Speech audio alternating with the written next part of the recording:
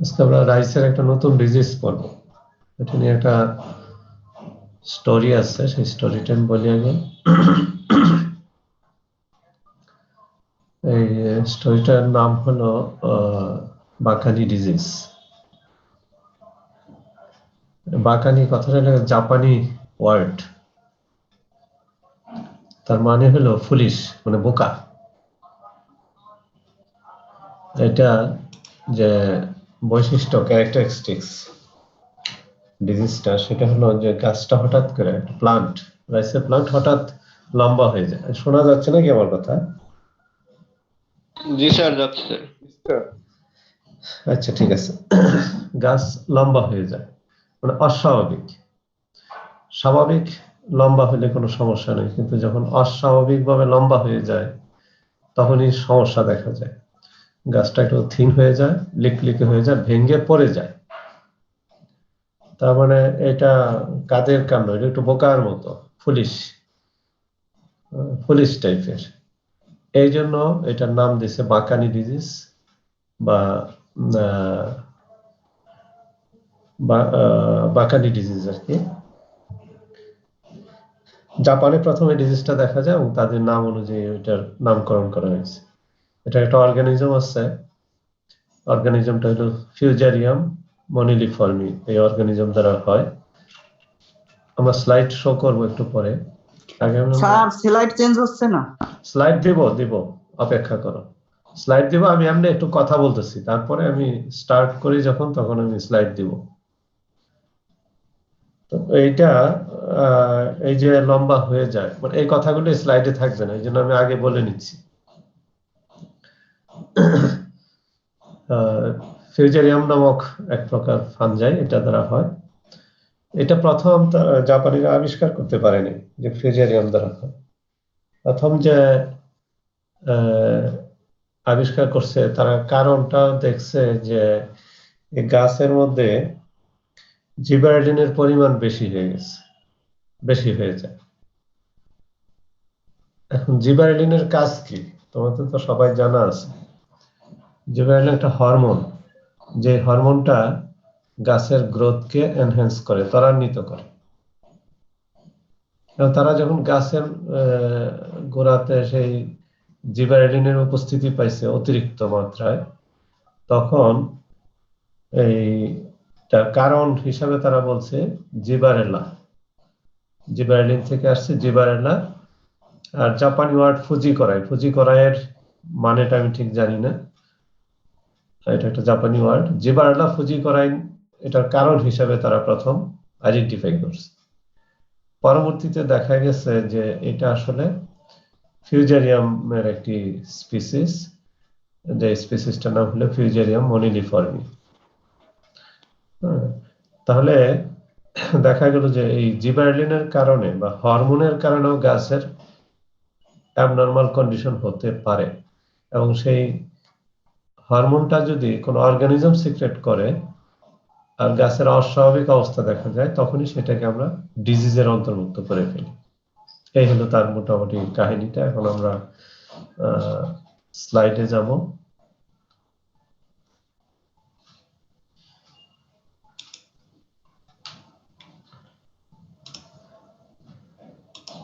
এটা সংক্ষিপ্ত ডিজিজ, খুব বড় না, অল্প পরিমাণ আলোচনা করব। দেখো, আমি বলছিলাম বাকানি ডিজিজ, অর্গানিজমটার নাম হলো জিবারেল্লা ফুজিকরাই। জিবারেল্লার নামটা আসছে জিবারেলিন থেকে, যেহেতু অর্গানিজমটা গাছের গোড়ায় জিবারেলিন নামক হরমোন সিক্রেট করে, এটাই তার ক্ষতি করে থাকে আর কি। সেই জন্য এটার নাম হচ্ছে জিবারেল্লা ফুজিকরাই। পরবর্তীতে দেখা গেছে দ্য অর্গানিজম ইজ ফিউজারিয়াম, এবং ফিউজারিয়াম মনিলিফর্মি। নামটা একটু খেয়াল করো, ফিউজারিয়াম মনিলিফর্মি, MONILIFORME। এই বানানটা কিন্তু খুব খেয়াল করবা, মনিলিফর্মি বানানটা। এটা সবাই মানে বেশিরভাগই MAE দিয়ে লেখে। আমিও এই ভুলটা করছি অনেকদিন, কিন্তু পরবর্তীতে এটা আমি সংশোধন করে নিয়েছি। আসলে ME হবে, মনিলিফর্মি। এটা যেন মনে থাকে সবাই। ডিজিজটা কিভাবে আমরা ডায়াগনোসিস করব? অ্যাবনর্মাল ইলংগেশন অফ প্লান্টস, অর্থাৎ প্লান্ট হঠাৎ করে দেখা যাচ্ছে লম্বা হয়ে গেছে। অন্যান্য গাছগুলি একটা ফিল্ডে অনেক গাছ স্বাভাবিক গ্রোথ হচ্ছে, কিন্তু তার মাঝে হঠাৎ করে দুই একটা প্লান্ট দেখা যায় অস্বাভাবিকভাবে লম্বা হয়ে গেছে। এটি হলো তার মূল লক্ষণ। আর অস্বাভাবিক গ্রোথ যদি হয় যে কোনো অর্গানিজমেরই, তাহলে সেটা খুব দুর্বল হয়ে যায়, হালকা হয়ে যায়, thin and yellowish green colour ধারণ করে, মানে একটু হালকা ইয়েলোইশ গ্রিন এবং পাতলা হয়ে যায়, থিন। এটা ফিল্ডের সব জায়গায় দেখা যায় না, যেখানে যেখানে ইনফেকশন হয় সে সকল গাছের মধ্যে কেবল এটা দেখা যায়। Found scattered in the field, ফিল্ডের বিভিন্ন জায়গায় ছড়ায় ছিটায় থাকে, এটা সাধারণত ব্যাপক আকারে এটা হয় না। আর secondary roots develop from the 2 to 3 upper nodes. রাইসের সাধারণত আপার 2 থেকে 3টা যে আপার নোট আছে সেখানে রুট হয় না। আপার অংশে সাধারণত রুট হয় না, কাম যে অংশটা আছে বা নোট যে সেখান থেকে রুট হয় না, রুট নিচের দিকে তো হয়, ক্রাউন রুট যেখান থেকে হয়। কিন্তু এই ক্ষেত্রে দেখা যায় যে এই ডিজিজটা ক্ষেত্রে আপার নোডে কিছু, 1 মিনিট আমি একটু ফোনটা রিসিভ করে নিই, কলটা।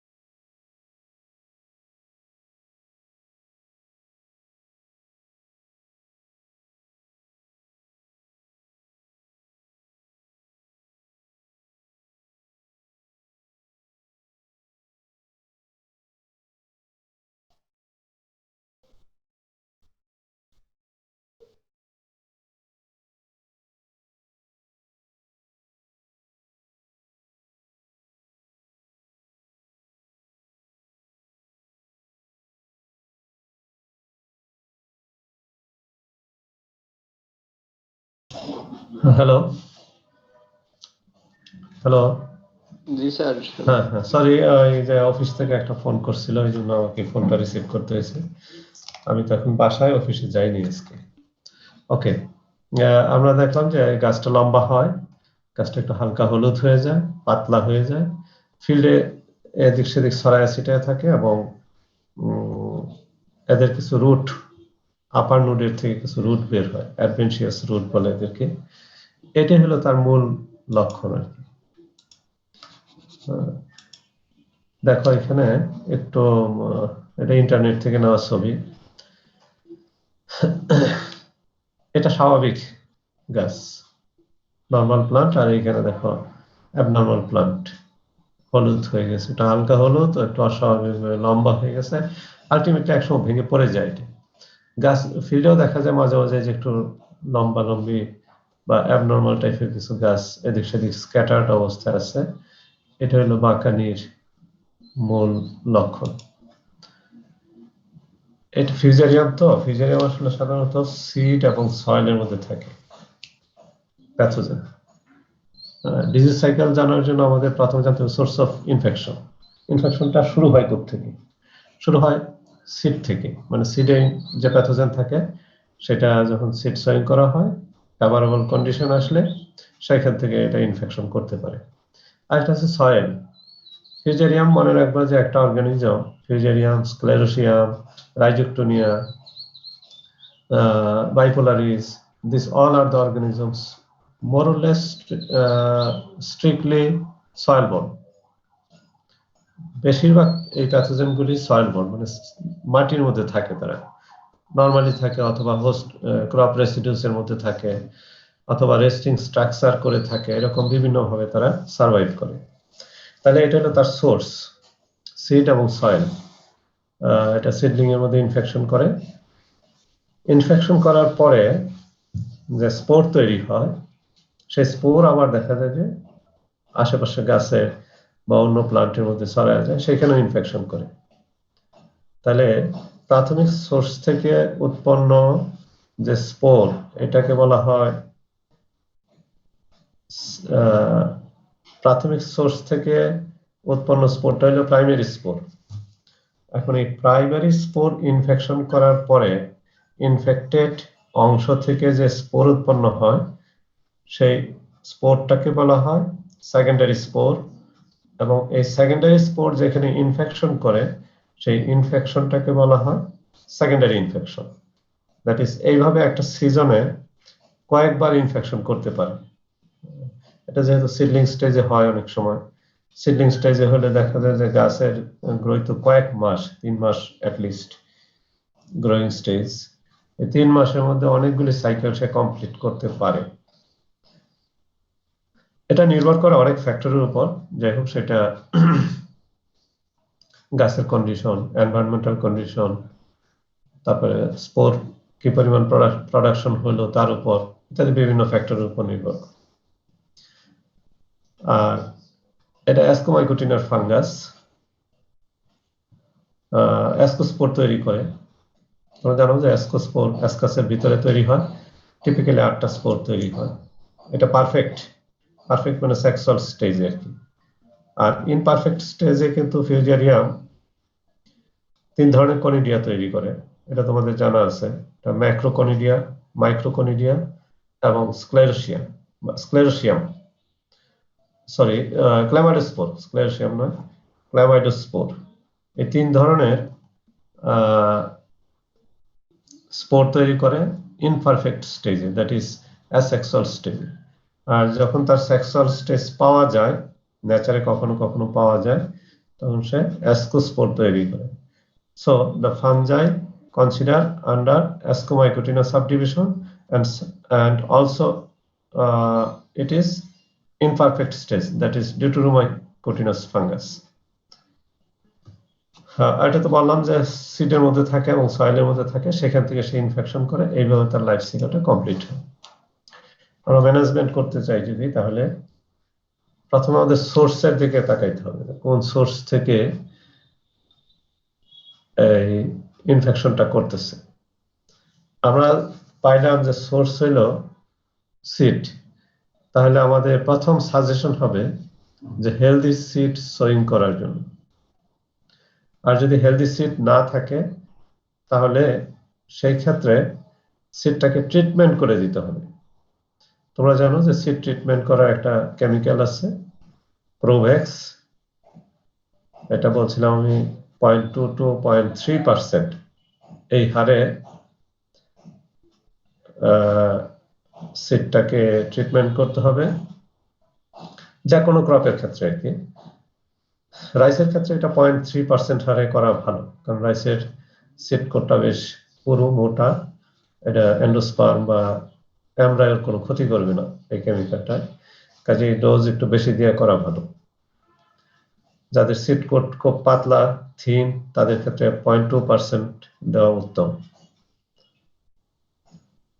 এখন এই পার্সেন্ট নিয়ে তো আরেকদিন কথা বলছিলাম নাকি? এনিবডি? এই যে 0.2% বললাম, 0.3%, এটা নিয়ে কি কথা বলছিলাম? না স্যার। না স্যার। তাহলে বলো যে এই 0.2% যদি আমি বললাম বা 0.3% বললাম, তাহলে ফার্মার্স তো পার্সেন্ট বুঝবে না বা গ্রোয়াররা পার্সেন্ট বুঝবে না। তাহলে তাকে তোমার সাজেশন দিতে হবে গ্রামে, যে 1 কেজি সিডের মধ্যে তোমার কত গ্রাম ওষুধ দিতে হবে, বলো, হিসাব করে বলো। স্যার 2 গ্রাম। হ্যাঁ, 2 গ্রাম পার কেজি, অথবা যদি 0.3% বলি তাহলে 3 গ্রাম পার কেজি, অথবা 2.5 গ্রাম, ইত্যাদি ইত্যাদি। এটা ক্যালকুলেশন করে দেখো যে 1 কেজি সিডের মধ্যে এই পরিমাণই আসবে। যারা বোঝে না তারা একটু ক্যালকুলেশন করে দেখবে। ও, এটা নিচে অবশ্য বলা আছে সিড ট্রিটমেন্ট উইথ প্রোভেক্স, আমি খেয়াল করিনি। তারপরে আরেকটা সোর্স আমরা জানছি যে সেটা সয়েলের মধ্যে থাকে।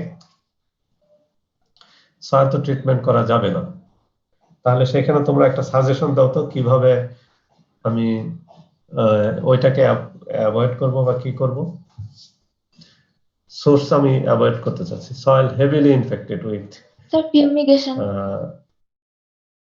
ফিউমিগেশন দিয়ে তো সব ফিউমিগেশন লার্জ স্কেলে, বিশেষ করে আমাদের দেশের প্রেক্ষাপটে বললাম, এটা আমেরিকা ইউরোপ এদের ফিউমিগেশন সম্ভব। আমরা তো এখনো সেই ফিউমিগেশন প্রযুক্তিতে ওইভাবে যেতে পারিনি, এবং ভালো কেমিক্যালও নেই। ফিউমিগেশন বললেই তোমাকে একটা কেমিক্যাল বলতে হবে, পদ্ধতি বলে দিতে হবে। তার হ্যাঁ, deep irrigation. Deep irrigation, deep irrigation দিয়ে ফিউজারিয়াম সয়েল থেকে খুব একটা রিমুভ হবে না। আর কোন পদ্ধতি? স্যার যে অংশটুকু স্যার আক্রান্ত হয়েছে অংশটুকু স্যার ভালোভাবে পরিষ্কার করে স্যার পুড়ে ফেলে দিলে। আচ্ছা, এটা করা যাবে, কিন্তু আমি তো এখন জানি যে এটা সয়েল ইনফেক্টেড। সেই সয়েলটাকে আমি ইনফেক্টেড স্যার সয়েলে চুন করা যাবে না? চুন প্রয়োগ করে ফিউজারিয়ামের খুব একটা ক্ষতি হয় না। খুব একটা চুনে তোমার ব্যাকটেরিয়াল ডিজিজ কন্ট্রোল হয় কিছুটা, কিন্তু ফাঙ্গাল ডিজিজের ক্ষেত্রে খুব একটা সম্ভাবনা নাই। স্যার বায়োলজিক্যাল কন্ট্রোল কিভাবে একটা খুব বলতে হবে তো। আচ্ছা, আমরা যদি ক্রপ রোটেশনের ট্রাইকোডার্মাটা নামে একটা ট্রাইকোডার্মাটা না, ট্রাইকোডার্মা, এটা হলো ট্রাইকোডার্মা। ওটা করা যেতে পারে। স্যার রেজিস্ট্যান্ট ভ্যারাইটি ইউজ করে হবে? হ্যাঁ, এই তো একটা সাজেশন আসলো, রেজিস্ট্যান্ট ভ্যারাইটি আমরা ব্যবহার করব, কারণ আমাকে তো ভ্যারাইটি সিলেকশন করতে হবে। ফিল্ড সিলেকশনের সময় আমাকে খেয়াল রাখতে হবে যে হ্যাঁ, এই ফিল্ডটা হ্যাপিলি সিলেক্টেড, আমি এখানে এই সাসেপ্টেবল ভ্যারাইটি বা যে ভ্যারাইটিটা এই ডিজিজটা হয় এই ভ্যারাইটি আমি ব্যবহার করতে পারবো না, অথবা এই ফিল্ড বাদ দিয়ে আমাকে অন্য ফিল্ডে ক্রপ কাল্টিভেশন করতে হবে, তাই না? লোকেশন বা সিলেকশন অফ দ্য ফিল্ড, এটাও কিন্তু একটা পদ্ধতি, বা ক্রপ রোটেশন করতে হবে। ঠিক আছে, ভেরি গুড, তোমরা অনেকগুলো সাজেশন দিয়েছো, কোনো সমস্যা নেই।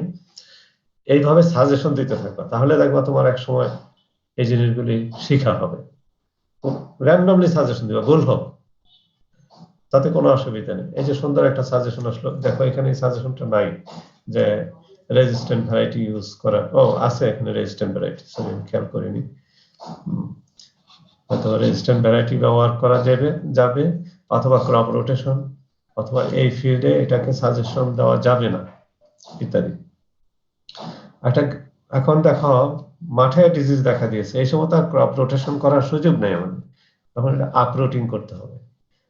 আপরুটিং জানো তো, যেহেতু স্ক্যাটার্ড অবস্থায় থাকে ফিল্ডে এদিক সেদিক, কাজে আমি যদি কনফার্ম হই যে এটা বাকানি ডিজিজ, তাহলে আশেপাশে একটু সয়েল সহ, মাটি সহ ওই গাছটাকে তুলে একটা পলিথিনে বা প্লাস্টিক ব্যাগে ভরে এটাকে দূরে নিয়ে কোথাও মাটি নিচে পুঁতে ফেলতে হবে, অথবা বার্নিং করে দিতে হবে।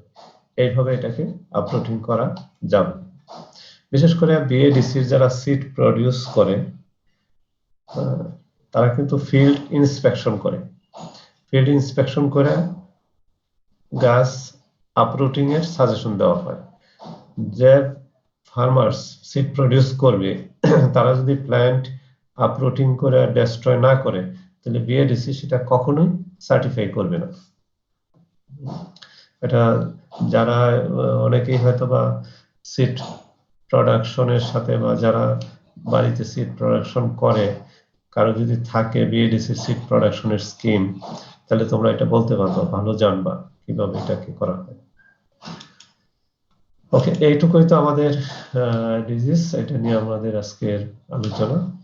আমরা এটা এখানে শেষ করব। আর তারপর আরো কয়েকটা ডিজিজ আছে অল্প পরিমাণ, এগুলো আমরা একটু দেখব।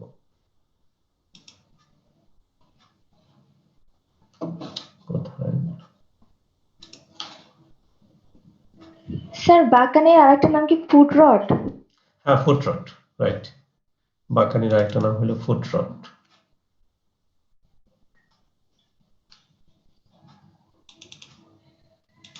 আমি মনে হয় বলতে ভুলে গেছিলাম, বাকানিকে ফুট রট বলা হয়।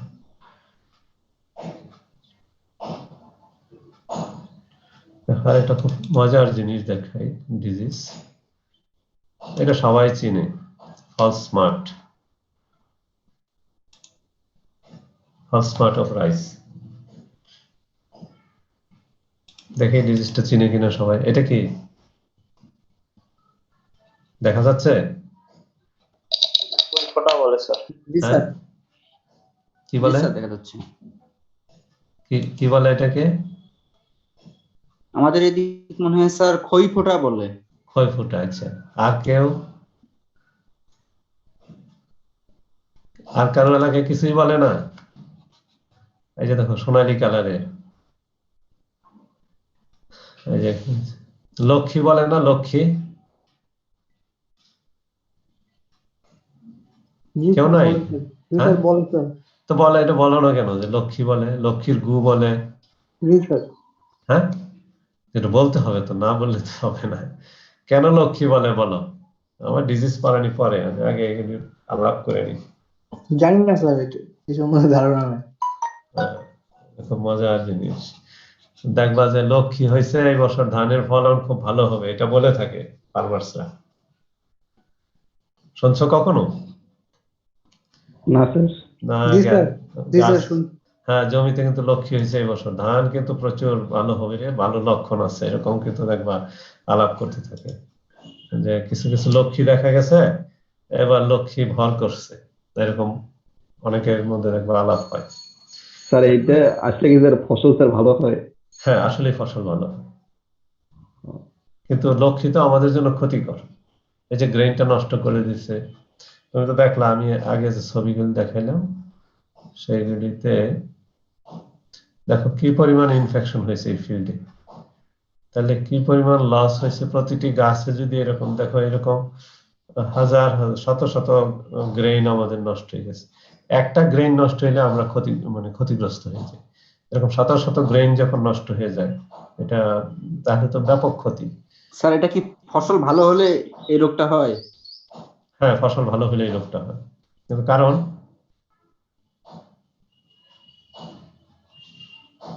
কি কারণ হলো? স্যার ব্রেন তো নষ্ট হচ্ছে, তাহলে ফসল ভালো কেমন হলো? হ্যাঁ হ্যাঁ, দেখবা যে ফসল ভালো হইলো এইভাবে যে গ্রেইনের ওজন বেড়ে যাবে, গ্রেইনের সাইজটা একটু সুন্দর হবে, ইত্যাদিতে অনেকগুলি গুণাবলী হয়। মানে 1000 গ্রেইন ওয়াইট বাড়ে, তারপরে গ্রেইনের সংখ্যাও কখনো কখনো বেড়ে যায়। একটা বা দুইটা গ্রেইনের সংখ্যা বাড়লে পার শীষে, এটাই তো অনেক কিছু। কেন হয় সেটা বলতেছি আমি। অর্থাৎ এটা একটা এনভায়রনমেন্টাল ফ্যাক্টরের সাথে কিন্তু ডিজিজের সম্পর্ক আছে, তাই তো জানো? স্যার এটা কি ফলন ভালো হলেই হবে, তাছাড়া হয় না? তাছাড়া হয়, তবে ফলন যে বছর, আমার কথাটা আগে শোনো, তারপরে তোমার প্রশ্ন উত্তরে যাব। সেটা হলো যে ধানের ভালো উৎপাদনের জন্য, ভালো ফলনের জন্য যে ধরনের এনভায়রনমেন্টাল কন্ডিশন দরকার হয়, ঠিক একই ধরনের এনভায়রনমেন্টাল কন্ডিশনে এই ডিজিজটাও বেশি হয়। এটা হলো মূল কারণ। কি ধরনের সেই এনভায়রনমেন্ট? মনে করো রাইসের যখন ফ্লাওয়ারিং স্টেজ আসে বা বুটিং স্টেজ যখন আসে, সেই অবস্থায় যদি বৃষ্টি হয়, হালকা বৃষ্টি বা একটু ধরো যদি বৃষ্টি হয় এবং পরবর্তীতে যদি টেম্পারেচারটা খুব স্বাভাবিক থাকে, সানলাইটটা খুব সুন্দর থাকে, তাহলেই রাইসের ফলন কিন্তু অনেক বেশি হবে। কিন্তু বুটিং স্টেজে এসে মানে যখন গ্রেইন থোর যখন হবে, তখন যদি খুব খরা হয়, তাহলে দেখবা শীষ পেনিকেল যে ইমার্স করার কথা, পেনিকেলটা সহজে বের হইতে পারে না বা বের হইতে দেরি হয়। এই কন্ডিশনটা unfavourable for rice production. This condition is also unfavourable for disease, that is Lakshmi, যেটাকে আমরা বলছি সেই লক্ষ্মীও কম হবে, ইনফেকশনটাও কম হয়। আশা করি বুঝতে পারছো। আবার বলতেছি, the environmental condition for better production of rice plant is also favorable for the development of false smut of rice. এটা ওকে, আমরা হয়তো বুঝেছ। আমরা একটু যাই, স্যার আরেকবার বুঝিয়ে দেন বাংলায়। বাংলায় বুঝিয়ে দিব।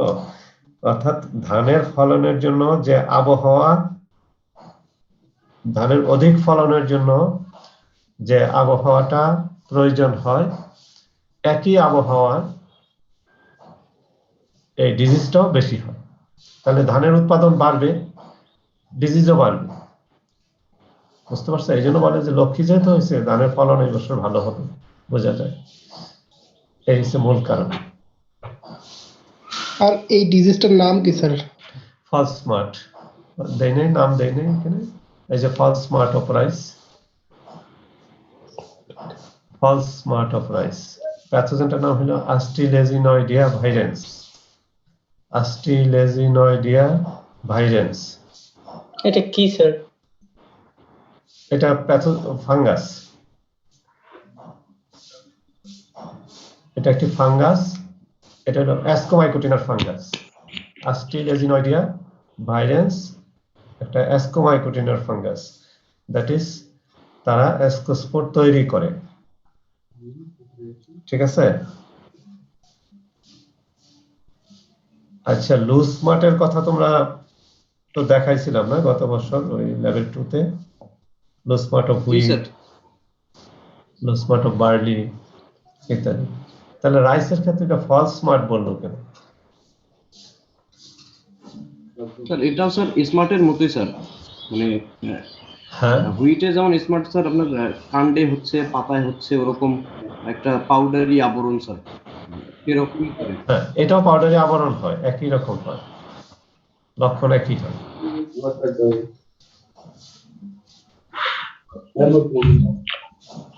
আমি একটু আগে একটা কথা বলছি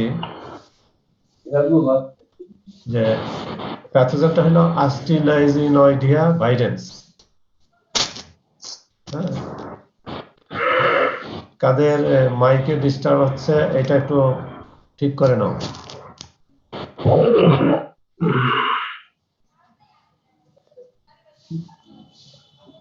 মিউট করে নাও। কার ইয়াতে ডিস্টার্ব হচ্ছে এটা মিউট করো। আমার সাথে কথা বললেই কেবল আনমিউট করো, আদারওয়াইজ মিউট করে রাখো। আমি কি দেখবো, রেকর্ড করব?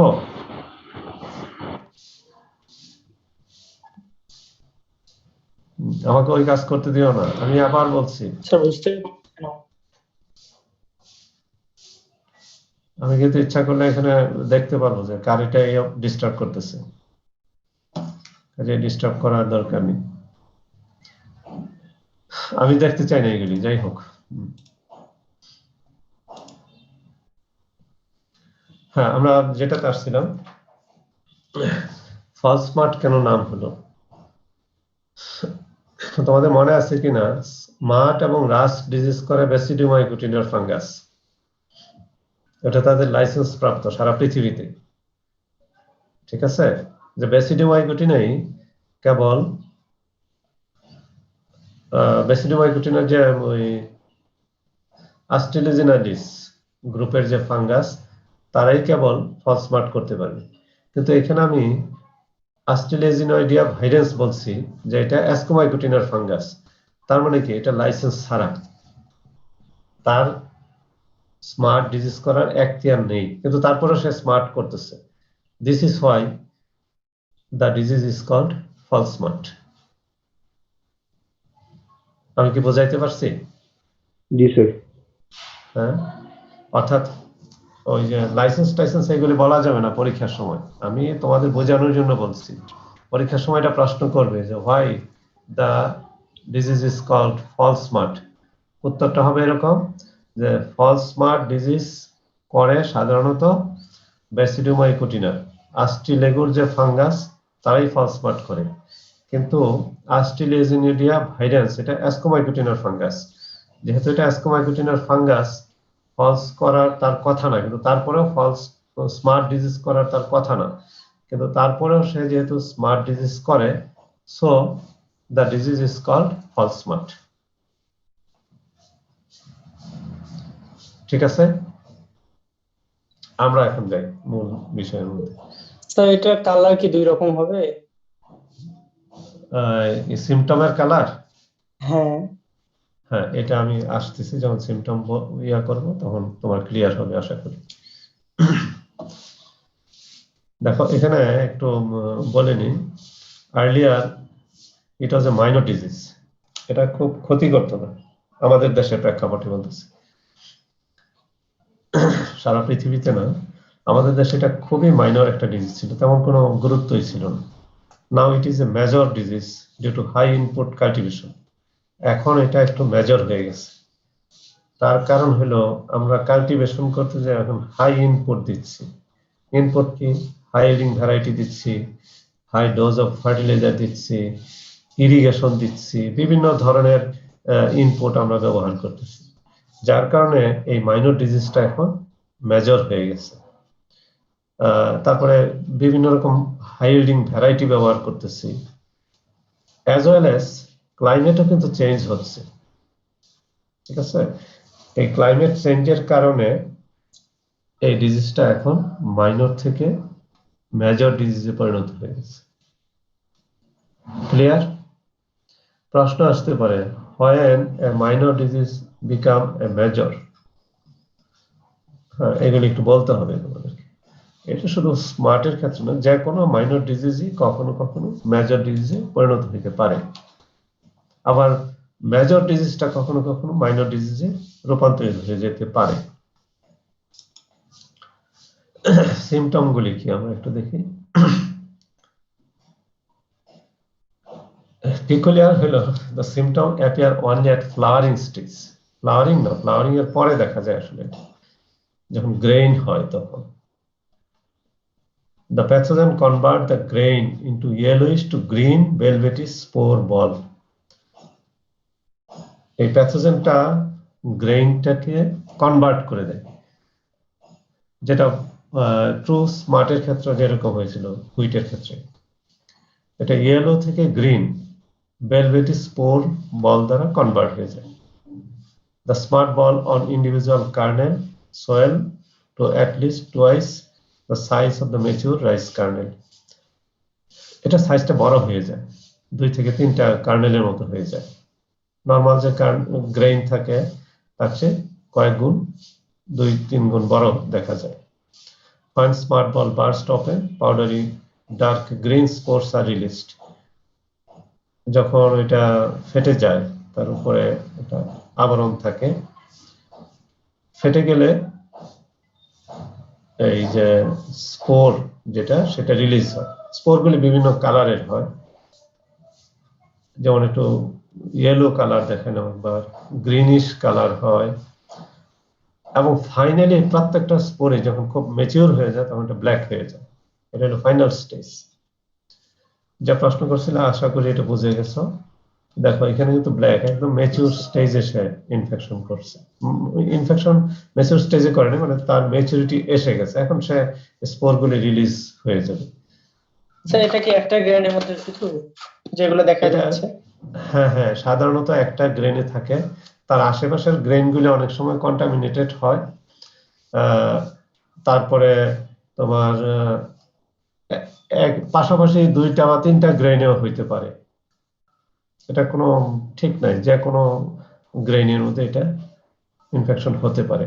কিভাবে হয় সেটা হলো, এই যে স্পোরগুলি এখানে তৈরি হইলো, মনে করো এটা একটা আর্লি ভ্যারাইটি ছিল, হ্যাঁ, এই এখানে যে ক্লামাইড স্পোর তৈরি হয়, তারপর অ্যাসকোস্পোর তৈরি হয়, বিভিন্ন রকম স্পোর তৈরি হয়, অ্যাসেক্সুয়াল স্পোর। এই স্পোরগুলি বাতাস দ্বারা ভেসে যায়। তোমরা তো এটা দেখছো অবশ্যই, জমিতে মাঠে যারা গেছো, সমান একটু নাড়া লাগলে কিন্তু কোটি কোটি স্পোর চতুর্দিকে সমানে ছড়ায় যায়। ইভেন মানুষের নাকে মুখে ঢুকে যায়। ফার্মার্সরা এটা রাইস যখন কাটতে যায় তখন তাদের অনেক সময় অ্যালার্জিক সমস্যা হয় এইটার কারণে। এটা যখন ছড়ায় যায়, আশেপাশে মনে করে একটু লেট ভ্যারাইটি আছে, তার মাত্র ফ্লাওয়ারিং হয়েছে, যে ফ্লাওয়ারটার মধ্যে স্পোরটা যে পড়বে তার ওভারিতে চলে যাবে, সেইখানে যে সে আস্তে আস্তে গ্রো করবে, করে করে এই ওভারিটাকে সে বা গ্রেইন যখন ফর্ম করবে তখন সেই গ্রেইনটাকে তার মতো করে সে কনভার্ট করে নিবে। এই হলো কন্ডিশন। এইখানে দেখো কি অবস্থা। এটা আমাদের রিসার্চ ফিল্ডেরই জেনেটিক্স এন্ড প্লান্ট ব্রিডিং এর একটা রিসার্চ ছিল, সেখান থেকে নেওয়া ছবি ভিডিও আমার, আমি নিজেই নিয়েছিলাম, কোন সনে যে মনে নাই, যাই হোক। This is the condition. এটা ফাইন রাইসের প্লট, ফাইন রাইসে এটা বেশি ছিল। আরেকটা জিনিস তোমাদের মনে করাই দিই, সেটা হলো BR49 একটা ভ্যারাইটি আছে, বিনা 7 আরেকটা ভ্যারাইটি, যেটা খুব আর্লি, স্বল্প দিনের আর কি, সম্ভবত 90 দিনের মধ্যে। রাইসের তো লাইফ সাইকেল কত, 110, 20, 30 দিন হয়, কিন্তু এদের 90 ডেজের মধ্যে কিন্তু ওই ধান পেকে যায় এবং হারভেস্ট করার মতো হয়ে যায়, একটু আর্লি। ওই 2টা ভ্যারাইটি অনেকটা সাসেপ্টেবল এই ডিজিজের প্রতি, যার কারণে এই 2টা ভ্যারাইটি বিশেষ করে এই উত্তরাঞ্চলে, দিনাজপুর, রংপুর বা ঠাকুরগাঁ, পঞ্চগড়, এই রিজিয়নে এই ভ্যারাইটিগুলি খুবই জনপ্রিয়। কেন? ওই এটা বিনা 7 এবং BR49 সম্ভবত না 50, 45, যাই হোক, ব্রিড একটা ধান এবং বিনার আর একটা ধান, সম্ভবত 49 আমার যতটুকু মনে পড়তেছে ভ্যারাইটিটা। এটা এই অঞ্চলে কেন এত জনপ্রিয়? কারণ হলো নর্মাল যে ওই আমন ধান যখন হারভেস্ট করা হয় তার 10 থেকে 20 দিন বা 30 দিন আগে এটা হারভেস্ট করা যায়। 20 দিন আগে যদি হারভেস্ট করা হয় তাহলে দেখা যায় যে এই ফিল্ড যখন ফাঁকা হলো, সাথে সাথে এটা চাষ করে উইন্টারের জন্য উইন্টার ভেজিটেবলস, বিশেষ করে পটেটো, টমেটো, এইগুলি চাষ করার একটা সুযোগ হয়। তার মানে ফার্মার্স আর ওই মুহূর্তে বেকার থাকে না, পটেটোটাকে তারা আর্লি কাল্টিভেশন করার একটা সুযোগ পায়, যার কারণে এই রাইস 2টা খুব জনপ্রিয় এই অঞ্চলে। মানে ক্রপিং প্যাটার্নে এটা খুব সুন্দরভাবে ফিট করছে। এটা দেখো একটু ইয়েলোইশ হয়ে গেছে বা গোল্ডেন কালার হয় অনেক সময়, এটা দেখো এটা আবার ব্ল্যাক, বিভিন্ন রকম হয়, গ্রিনিশ কালারও হয় কখনো। আচ্ছা, এটা কি প্রপার ম্যাচিউর হওয়ার আগেই হয় না প্রপার ম্যাচিউর হওয়ার পরে? এটা সাধারণত ম্যাচিউর হওয়ার, একেবারে ফুল ম্যাচিউর হওয়ার আগেই দেখা যায়, তবে গ্রেইন ফরমেশন যখন হয় তখন, গ্রেইন ফরমেশন না হলে মিল্ক স্টেজে এটা দেখা যায় না সাধারণত আর কি। This is the impact. এই ডিজিজটা হলে কি সমস্যা হয়? This disease results in yield loss. Yield তো লস হবে, এটা তো কমন। Polluted rice grain and environments. Rice গ্রেইনটাকে পলিউটেড করে দেয়। সবচেয়ে ক্ষতিকর দিক হলো এনভায়রনমেন্টাল পলিউশন। এই এনভায়রনমেন্টাল পলিউশনের কারণে ফার্মার্সরা ওইটা যখন হারভেস্ট করে কাটতে যায় তখন তারা খুব সমস্যার মধ্যে পড়ে। ইদানিং তো মাস্ক সিস্টেম চালু হয়েছে, তাই না? কোভিড এসে আমাদেরকে মাস্ক পরতে সহযোগিতা করছে। আগে তো মাস্ক পরার কোনো প্রভিশনই ছিল না। এখন যদি মাস্ক পরে এটাকে হারভেস্ট করে তাহলে হয়তো বা এতটা সমস্যা আর হবে না। তারপরেও মাস্ক ব্যাট করে এটা স্পোরগুলি যেতে পারে, খুব ছোট স্পোর, ক্লামার স্পোরগুলি। Generating toxin poison to human and domestic animal. এই প্যাথোজেনের সমস্যা হলো তারা টক্সিন তৈরি করতে পারে, কখনো কখনো খুব টক্সিক হয়, যেটা হিউম্যান এবং ডোমেস্টিক অ্যানিমেলের জন্য ক্ষতিকর। This is the impact of the disease. Fungus কোথায় আবার এন্টারিং করে বা সোর্স অফ ইনফেকশনটা কি? স্যার টক্সিন যে কারণে, ওটার জন্য কেমিক্যালটা আসলে কি? আমার এই মুহূর্তে ঠিক জানা নাই কি টক্সিন কেমিক্যালটার নাম মনে নেই, তবে সাধারণত এগুলো একটু অ্যালকালয়েড টাইপের টক্সিন ডেভেলপ করে গ্রেইন থেকে আর কি। অ্যালকালয়েড টাইপের যে কোনো গ্রেইন থেকে, ইভেন আঙ্গুর থেকে কিছু অ্যালকালয়েড হয়, গ্রেইন থেকে হয়। এই ক্ষেত্রে স্পেসিফিক টক্সিনটার নাম আমি বলতে পারবো না, যদি সুযোগ হয় কোথাও দেখে নিও তোমরা। The fungus overwinter in soil by means of sclerotia and clamadospore. Clamadospore এর কথা তো আমরা আগেই বলছি। আর যেহেতু অ্যাসকোমাইকোটিনার ফাঙ্গাস, এটা স্ক্লেরোসিয়া তৈরি করবে, সয়েলের মধ্যে থাকে। আর ক্লামাডোস্পোর রাইস গ্রেইনের মধ্যেও থাকে। Sclerotia produce ascospore, which are primary source of infection of rice plants.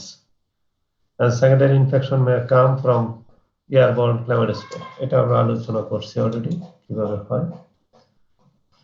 Favourable কন্ডিশনটা কি? Environmental factors favouring the disease are low temperature, particularly low light temperature, high humidity and rainfall at the time of flowering, যেটা আমরা প্রথম বলছিলাম।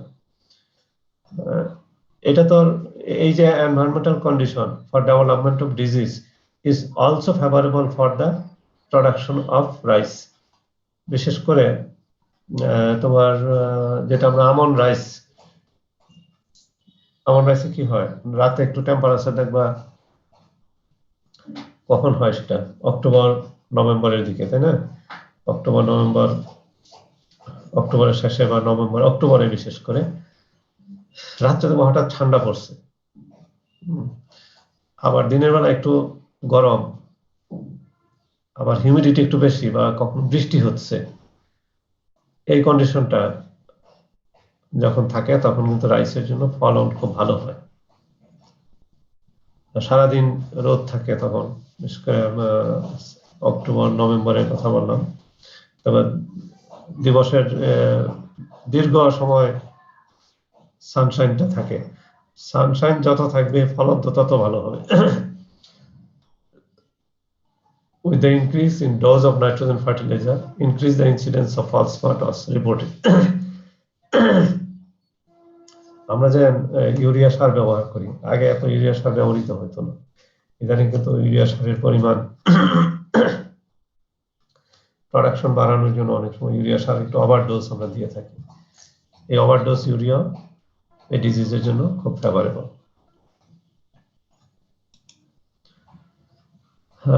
কিভাবে আমরা manage করতে পারি ডেভেলপমেন্ট অফ রেজিস্ট্যান্ট ভ্যারাইটি?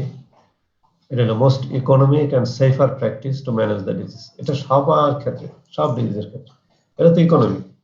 কৃষক তো এটা রেজিস্ট্যান্ট ভ্যারাইটি যদি থাকে, তাকে তো এটা সিড ক্রয়ের জন্য অতিরিক্ত টাকা দিতে হয় না, ওই টাকা দিয়ে সে পায়।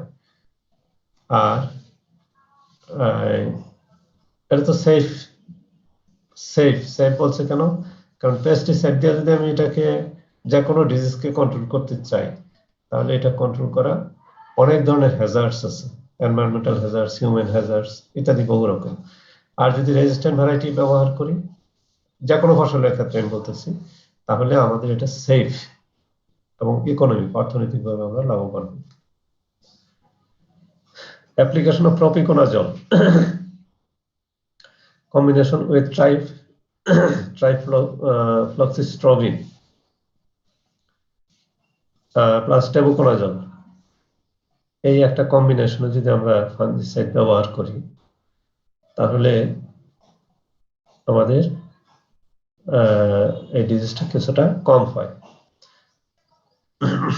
দেখো এই কম্বিনেশনের বিশেষ করে ট্রাইফ্লক্সিস্ট্রবিন এবং টেবুকোনাজল এই ধরনের কম্বিনেশনের একটা ফাঙ্গিসাইড হলো নাটিবো। নাটিবো কিন্তু ব্লাস্টের এগেনস্টও কাজ করে, আবার ফলস স্পটের এগেনস্টও কাজ করে, আর অন্যান্য ডিজিজের ক্ষেত্রে এটা খুব কার্যকরী। নাটিবো ব্যবহার করা যায়। যদি শুধু আমরা জানি যে ফলস স্মার্ট কন্ট্রোলের জন্য আমরা নাটিবো ব্যবহার করব, তাহলে 50% প্যানিক্যাল ইমার্জেন্সি স্টেজে এটা প্রয়োগ করতে হবে। আমি আবারও বলছি যে নাটিবো যদি শুধু আমরা ফলস স্মার্ট ডিজিজ কন্ট্রোলের জন্য ব্যবহার করতে চাই, তাহলে প্যানিক্যাল ইমার্জেন্স যখন হবে, মানে 50% প্যানিক্যাল যখন ইমার্জেন্স হবে তখন একবার প্রয়োগ করতে হবে, তারপরে আবার প্রয়োগ করতে হবে, কমপক্ষে 2 বার, 6 দিন বা 7 দিন পর পর। কি জানি বলতে চাচ্ছিল কে? স্যার নেটিভো এটা কি অন্যান্য স্মার্টের ক্ষেত্রে ইউজ করা যাবে? না, সবার ক্ষেত্রে সব ফাঙ্গিসাইড কাজ করবে না। তবে একটা জিনিস বলে দেই, ট্রাইফ্লক্সিস্ট্রবিন এটা স্ট্রোবিলুরিন গ্রুপ একটা ফাঙ্গিসাইডের আছে। ফাঙ্গিসাইডের একটা গ্রুপ আছে স্ট্রোবিলুরিন, অ্যাজোক্সিস্ট্রোবিন আছে, আরো কি কি যেন আছে আর কি। ওই গ্রুপের অনেক ফাঙ্গিসাইড আছে। তোমাদের যদি কিছুই মনে না থাকে ফার্মার্সের ক্ষেত্রে ব্যবহারের যদি সাজেশন না দিয়ে থাকো তাহলে বলবা যে অ্যাজোক্সিস্ট্রোবিন বা স্ট্রোবিলুরিন গ্রুপের যে কোনো একটা ফাঙ্গিসাইড আপনি ব্যবহার করেন। দেখো এটার অনেক ব্রড ইউজ আছে, বহু ক্ষেত্রে এটা কাজ করে। এবার তার আর একটা গুণ আছে, সেটা হলো গাছের ওই সিনেসেন্স বোঝা তো, বয়স্ক হওয়া থেকে বৃদ্ধ হওয়া থেকে একটু সিনেসেন্সটাকে লিঙ্গারিং করে, অর্থাৎ সহজে ম্যাচুরিটি আসে না এরকম আর কি।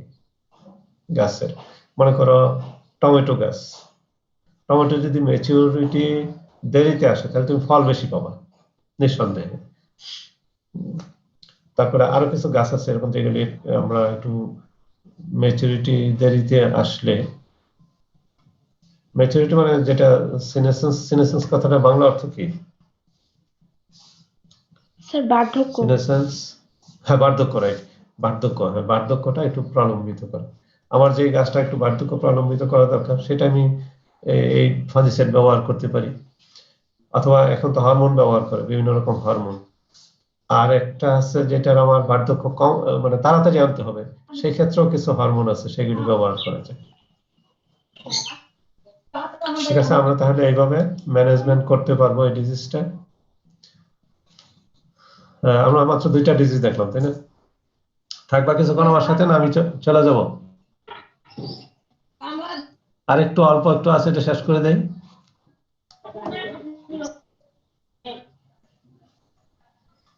আর অল্প কিছু আছে, খুব তাড়াতাড়ি শেষ হয়ে যাবে, আমি শেষ করে দিতে চাচ্ছি।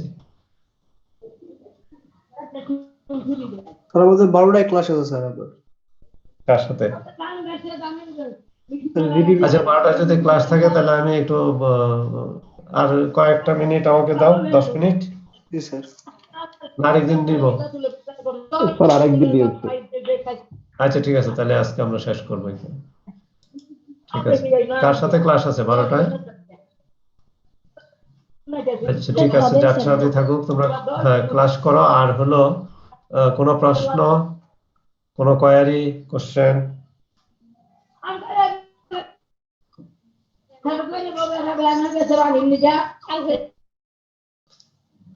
আলমগীর কে? আলমগীর গেস্ট মানে আলমগীর গেস্ট 276 ও নাই?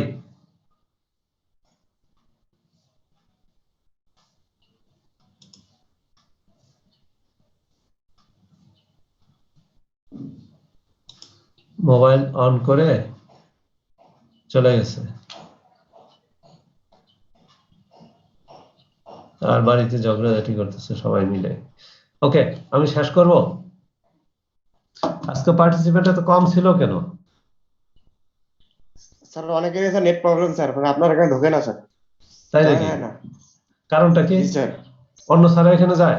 কি জানি স্যার, আজকে দেখাচ্ছে স্যার ইউরোপ দেখাচ্ছে। তাই আমিও অনেকক্ষণ জি স্যার। ট্রাই করে ঢুকছি, আমি জানি না কি সমস্যা আমার, এই যে ঢুকতেছিল না, অনেকক্ষণ চেষ্টা করে করে তারপরে আমি করলাম, এই জন্য একটু লেটে আমি ঢুকছি। কি সমস্যা আমি তো বুঝলাম না। এমনি তো ক্লাস আমরা তো নিলাম, তোমরাও পার্টিসিপেট করলা। আমার তো বাসায় অনেকেই তো নেট তো ঢুকতে খুব পারেনি। হাই স্পিডের নেট আমার, এটা তো সমস্যা হওয়ার কথা না। অফিসে অনেক সময় সমস্যা হয়, কিন্তু এখানে তো সমস্যা হওয়ার কথা না। আচ্ছা ঠিক আছে, তাহলে আজকে আর আমরা কথা না বাড়াই।